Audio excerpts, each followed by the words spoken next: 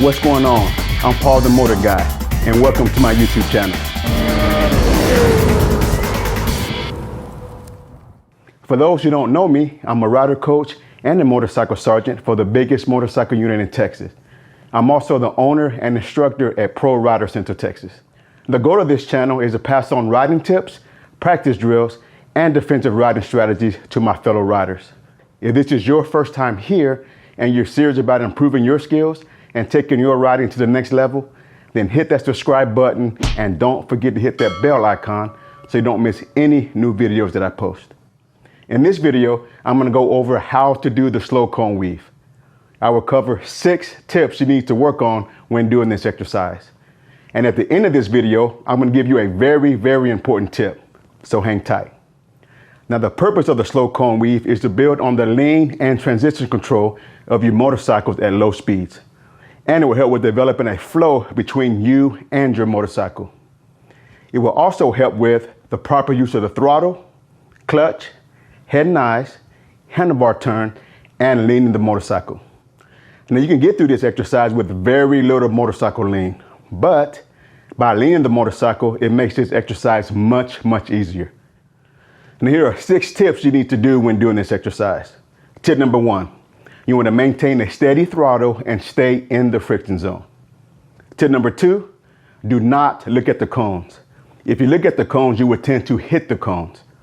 And as you look down, you lose track of where you are in the exercise, which makes it very, very hard to complete this exercise. So you want to use your peripheral vision to see the cones ahead of you. Tip number 3, you want to use a combination of steering and leaning the motorcycle to negotiate around the cones. Tip number 4, you want to use the counterweighting technique. This means you want your body to be upright and let the motorcycle lean underneath you. Now, if you haven't seen my video on counterweighting, be sure to go check it out at the end of this video. Tip number 5, do not use the front brake during this exercise. You want to use the rear brake to control the speed of the motorcycle. Now, tip number 6, now it's time for that important tip you need to know to understand how to do this exercise. This tip will show how the back tire tracks when you turn the handlebars. Let me explain. Now, whenever you turn the handlebars, the back tire always tracks inside the front tire. And the tighter the turn, the more the back wheel tracks inside. So to demonstrate this, I actually wet the pavement to make it easier for you to see the tire tracks. In this photo, you see 2 tracks. The track on the left is from the front tire, and the track on the right is from the back tire. If you look closely, you can see that the track on the right ends at the back tire. So what does this mean? This means that if your front tire is too close to the cone that you're weaving around, you might miss it with your front tire, but because your back tire always tracks inside your front tire, you will either run over the cone with your back tire, or if you're using taller cones like I am, you will knock over the cones with your saddlebags.